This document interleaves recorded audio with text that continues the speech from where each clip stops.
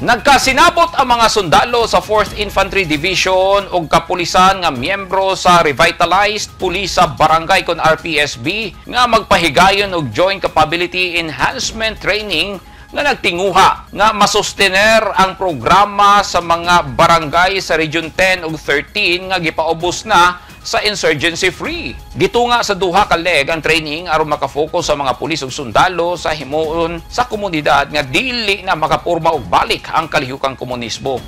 Ang training gihimo dili pa lamang dugay sa Regional Special Training Unit sa PRO 13 sa Barangay Poblasyon, Santiago, Agusan del Sur ug ang ikaduha gipahigayon sa 4th ID Training School sa Malaybalay City, Bukidnon nga gisalmutan sa 120 ka mga pulis ug sundalo. Adunay lain-laing lectures o aktibidad alang sa pagmintinar sa abri nga linya sa komunikasyon sa mga sibilyan sa komunidad aron matubag ang ilang mga kabalaka o katuyuan.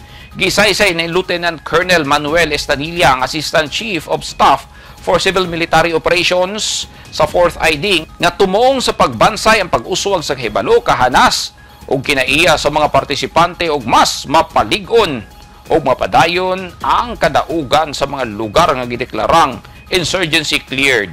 Nagpahayag sab og suporta sa mga huyang nga komunidad si Major General Jose Maria Cuerpo II, ang commander sa 4th Infantry Division sa gihimong training. Panalipdan ang komunidad, hilabi na ang mga nakasinati og pagpangharas sa mga communist terrorist groups kung CTG nga NPA. Dugang niini na pinaagi sa pag-focus sa mga lugar nga na-clear sa insurhensiya, isiguro sa mga tropa na mas mahimong malampuson o mas muuswag ang Region 10 ug 13.